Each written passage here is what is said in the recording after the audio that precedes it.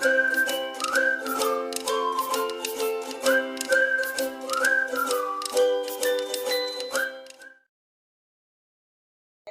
Assalamualaikum warahmatullahi wabarakatuh. Nama saya Siti Rihana Naftali Zahro.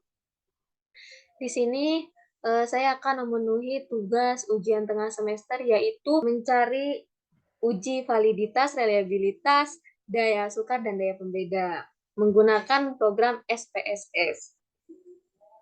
Di sini kita sudah mengetahui nilai-nilai anak-anak yang harus kita uji validitasnya.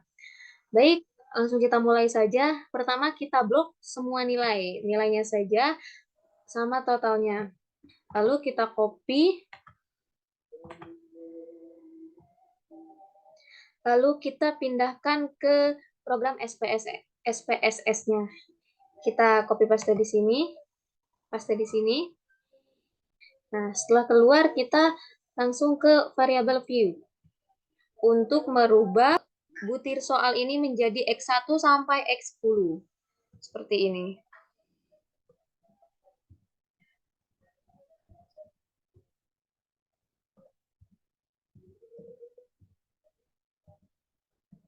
Lalu yang terakhir ini kan total. Jadi totalnya kita rubah menjadi Y. Nah, baik. Setelah dirubah seperti ini, kita akan menguji validitasnya. Menguji validitasnya dengan mengklik analis, lalu correlate, lalu kita klik bivariate.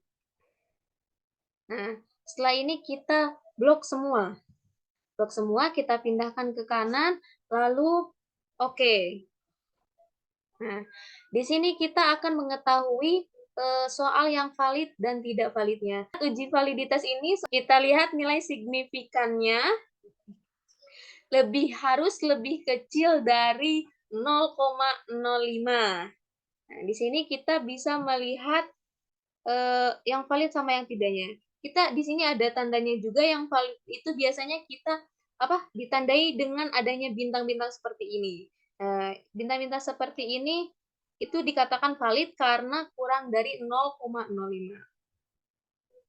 Kita lihat dari soal nomor 1 ini dikatakan tidak valid karena melebihi 0,05. Contoh yang valid di sini ada nomor 5, yaitu 0,02 karena lebih kecil dari 0,05. Nah, setelah mengetahui uji validitas, kita kembali lagi ke nilai. Lalu kita akan bagaimana cara kita mengetahui reliabilitas soal ini. Yang pertama, kita analis, lalu klik scale. Lalu reliability analysis, klik.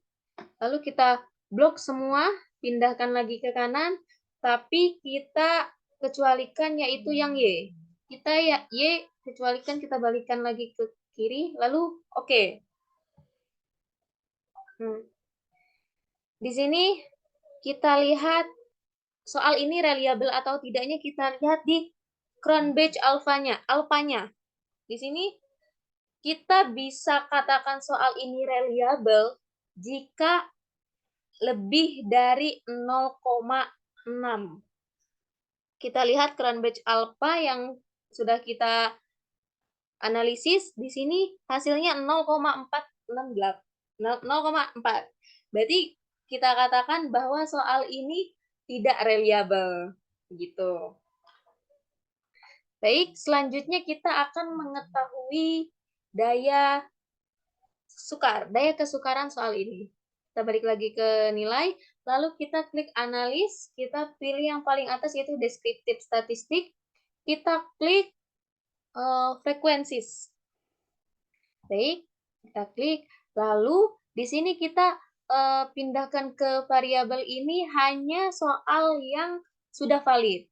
Kita tadi sudah mengetahui bahwa soal yang valid itu hanya nomor yaitu X2, kita pindahkan, lalu X5, pindahkan juga, lalu dan X6. Nah, di sini ini soal yang valid, kita akan cek daya sukarnya. Lalu kita klik statistik. Di sini kita di central tendensi ini kita checklist man. Lalu continue. Oke. Nah, di sini bisa kita lihat frekuensinya, daya kesukaran dari soal yang kita uji ini. Jadi tingkat kesukaran ini kita ada 3 tingkatan. Yang pertama 0,00 sampai 0,30 itu bisa kita bilang soal ini sukar. Lalu yang kedua 0,31 sampai 0,70 kita bisa bilang soal ini sedang, dan 0,71 sampai 1,00 itu dikatakan mudah. Nah, di sini kita lihat soal yang valid ini, lalu kita uji kesukarannya. Dari soal nomor 2 ini kita lihat hasilnya 0,05. Jadi soal ini bisa kita katakan sedang. Nah, lalu soal yang nomor 5 ini hasilnya 0,4. Bisa kita katakan juga ini termasuk soal yang sedang. Lalu soal yang ke-6 hasilnya 0,7. Bisa kita katakan soal ini juga sedang. Nah, baik. Lalu kita ke tingkat terakhir, cara mengetahui daya pembedanya. Kita kembali lagi ke nilai, lalu kita klik analis. Lalu kita di scale, sehabis scale kita reliability analysis. Di sini kita pilih hanya yang validitas. Nah, jadi kita ada X2 tadi yang valid, lalu X5, dan X6.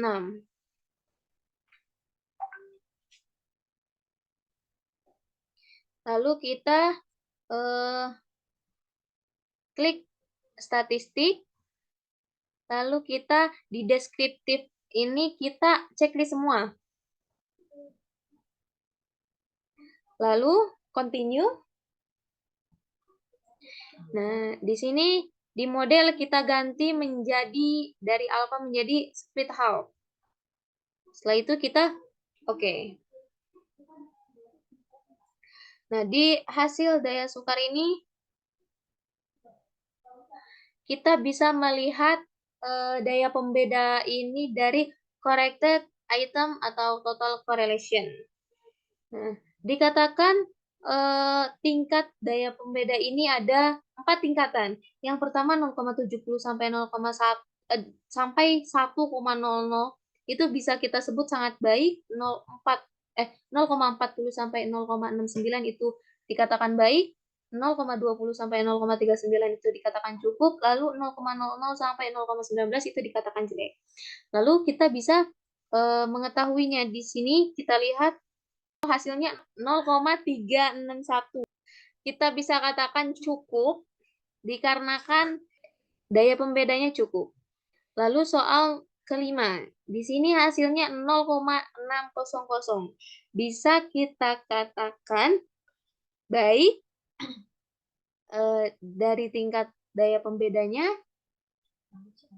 Lalu soal yang terakhir yaitu soal nomor 6, hasilnya 0,447. Kita katakan juga baik daya pembedanya. Nah, jadi dari semua uji validitas ini soal yang dapat bisa kita pakai hanya 3 soal saja. Mungkin seperti itu. Di sini kita sudah mengetahui 4 uji validitas ini. Mungkin ini saja yang dapat saya sampaikan. Kurang lebihnya saya mohon maaf. Wabillahi taufiq wal hidayah. Assalamualaikum warahmatullahi wabarakatuh.